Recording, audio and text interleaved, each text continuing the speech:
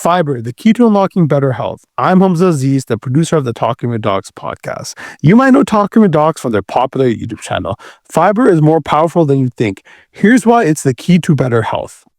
Fiber. What is it? Do we need it? Does it even matter? Welcome to Talking with Docs. I'm Dr. Brad Wiening. And I'm Dr. Paul Zalzal. You might think a topic on fiber could be really boring. It could be crappy even. Well, that's pushing the boundaries. Crappy because they help reduce constipation. It certainly does. Fiber, there's two types of fiber, okay? You've got soluble and insoluble. Right. Soluble fiber means just that. It will dissolve in water. Right. Form like a jelly-like substance. Right. Insoluble fiber will not. Right. It'll just bulk through your intestines. They call it the subway of the intestines. The subway, okay. Yeah, and I think insoluble fiber is like that because of its hydrophobic nature, and it has less polarity of the bonds, the carbons and the hydrogens, the way they all interact. And this makes a big difference on its function in our body. As you can imagine, if it's soluble, it can partake more in metabolic processes, Yes. as opposed to the actual physics of bulking through your system. Right, you realize at this point, people who are big fans of really, really strict, aggressive keto diets or carnivore diets have left the chat because they believe that fiber is not important at all. Right, because you're not going to get the fiber in the meats that you need, except for the chicken wing, of course, which is rich in fiber. I think that is an inaccurate statement, and I cannot support this message. What if you eat the bone? No, I think you'll get other nutrients you could argue you'd get from the bone. You don't eat the bones. But what I would say is that those diets, often people would say, oh, you know, my digestion feels better. Actually, I'm less constipated. It's because they've reduced a lot of things like dairy, processed food, other stuff. So short term, the GI tract might be more happy. But in the long term, definitely it's not going to be happy for some things we're going to talk about right now. So what are some of the, go ahead. I was going to say one of the reasons is your gut microbe. Yes. Which we should spend a minute talking about at some point in this video. Okay, so let's start now. Okay, so your gut has microorganisms in it. Okay, so we have bacteria and yeast and other things that live inside of us. You need it. It's a symbiotic relationship with us. Okay. We need them, they need us. Okay. We need them to help us digest our food. Right, because we lack some of the enzymes, especially to break down some of these plants and fiber in our bodies to get the nutrients out. That's right. Yeah. And Okay. your So digestive tract is your mouth, your esophagus, your stomach, your small intestine, your large intestine or your colon, your rectum, your anus. okay. In the mouth, there's lots of bacteria. Yes. Then it goes down drastically. Okay. So why? Why does it go down so far drastically? Because it's, well, once you get into your stomach, Yes. other than the esophagus, the next part, your stomach is very acidic. Right. And there's not a lot of bacteria that love to live in that acidic environment. I was surprised that any live in there, to be honest. So the number of types of bacteria there is about 20 to 30, and it's about like 1,000 bacteria per milliliter, which doesn't sound like very much. It's not a lot. I mean, 1,000 per milliliter sounds like a lot, but because they're so tiny, it's not a lot. And then as you progress, the number and types of bacteria increase. Right, so when you consume fiber, regardless of the form, we'll talk a little bit about best sources of fiber and how to get it and timing, all that stuff a little bit later. It can actually, the fiber makes its way through this very acidic environment into our small colon. And as you go from the first part, the duodenum, to the jejunum, to the ileum, to the colon, not only the number of types of bacteria that are there, but also the volume goes up literally exponentially by the time you're in your colon, we're talking like 100 million bacteria per milliliter. It's a lot of bacteria in the colon. It sure is. And the small intestine is rich in bacteria too, because we need them, because that's where we're absorbing most of our nutrients from our food as it journeys through that small intestine. Right. I say duodenum, but I was... Duodenum? Yeah, have you heard the people say? I'm uncomfortable with that. I like duodenum. Yeah, duodenum. Duodenum. It does sound odd. It's probably British. In any case, same different way to say it, same function, absorb nutrients, and we really need those bacteria in there to help us do that. Right, so early on in the small intestine, we were talking a little bit before, so there's a little bit of early breakdown of fiber, but the lion's share of the work really takes place in the large colon, where there's a really diverse number of bacteria that have special enzymes that we don't have. Xylases and a couple other specific enzymes that break down some of that plant matter that we cannot break down, and a process called fermentation. So this is exactly what feeds our bacteria. So if you have a fiber devoid diet, unless you're taking very specific what are called resistant starches that can actually traverse most of your colon without being broken down, particularly green bananas, interestingly, they don't get broken down. I don't like green bananas. Who eats a green banana? No. But apparently it can make its way down, as well as some legumes. it requires the fiber. And what happens is fiber is like a long sugar molecule with some special side chains. And what it does, it ferments it and breaks it down to short chain fatty acids, which have many really important roles. So short chain fatty acids are things like acetate, butyrate, propionate. Cellulose. Yeah. Piece of wood. Chomping on a piece of wood. Well, that's a type of fiber. Right. Yeah. Exactly. And the short chain fatty acids can feed our brain, help in liver metabolism, as well as maintaining the lining of our gut. So these are really, really critical functions. If you don't have fiber, these are going to be a problem. Yeah, they need the fiber to survive, and Right. we need them to survive as well. Exactly right. Okay, so we've given you the skinny Yeah.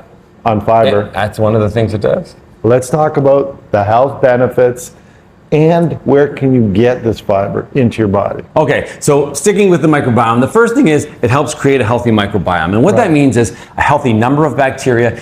And if you don't have a healthy number, some of the bad ones can overgrow.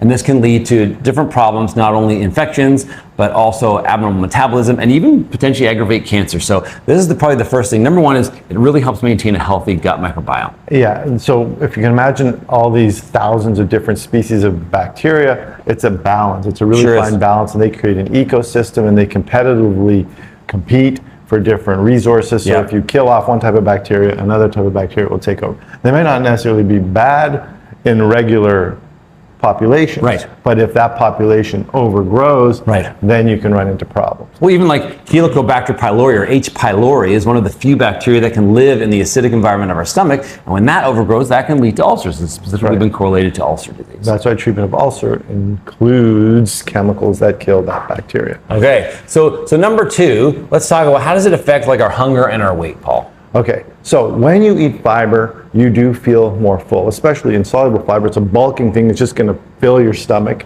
Increase satiety. Yeah, you're not going to absorb a ton of calories from it. Right. So you increase satiety and thereby decrease the amount of other foods that you have to eat to feel full.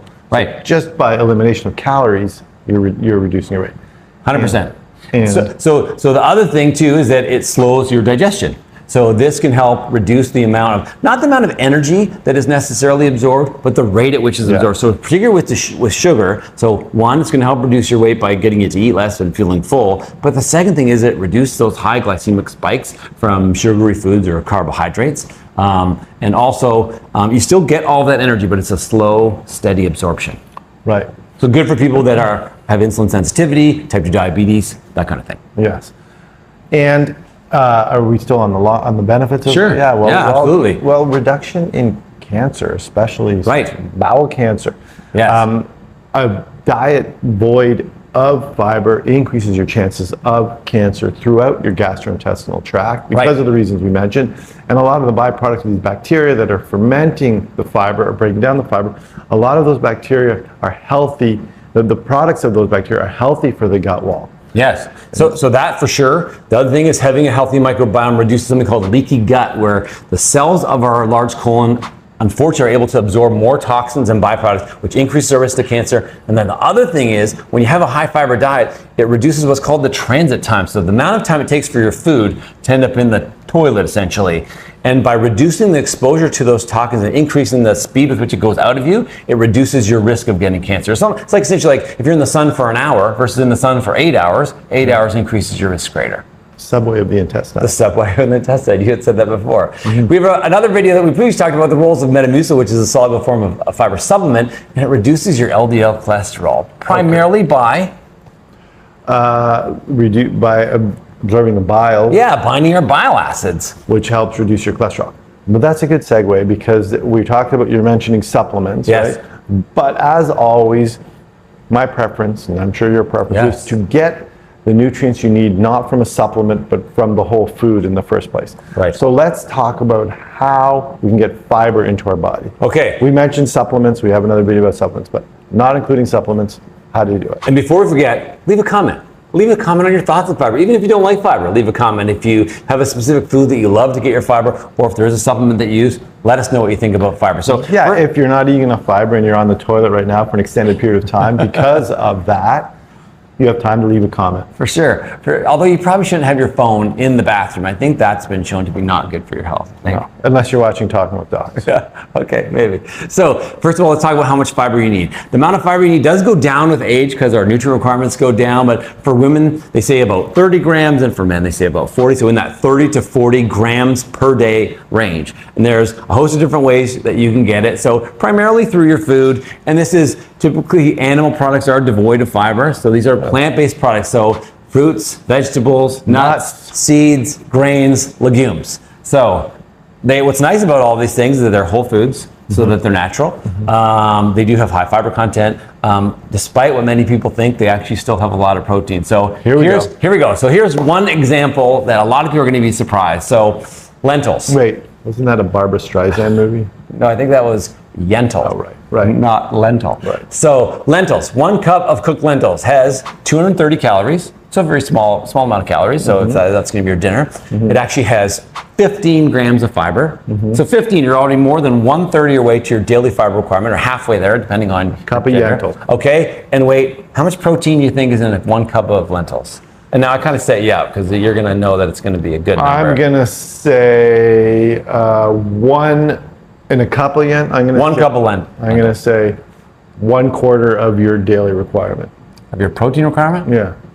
Well, I guess it depends on your size. 18 grams, which is a lot of protein. That's a lot of protein. A lot of protein. So on a separate note, a lot of people are like, well, yeah, guess what? Lentils are not complete proteins. This is just a little side note. We're going to do a whole video on this, but all plants have all amino acids. Okay. A lot of people don't know that. No. But lentils specifically have a lower amount of something called methionine, which is one specific amino acid. But amino acids, the building blocks of proteins. right, if you combine it with rice actually has a lot of methionine, and the two of them become a totally complete protein. So something like a lentil dal, which is rice and lentils together, totally complete source of protein. There's one of your take-homes for today. Rentals. Rentils. Rice and No. Yeah. Okay, so now you know how much. But all plants have it. So a cup of cooked broccoli has like 50 calories and 5 grams of protein. You know, an apple has of fiber. An apple has like 3 grams of fiber. So if you eat multiple different sources throughout the day, we've always said this. So a diverse diet helps not only meet your nutritional requirements, but will also help you obtain or achieve your fiber requirements.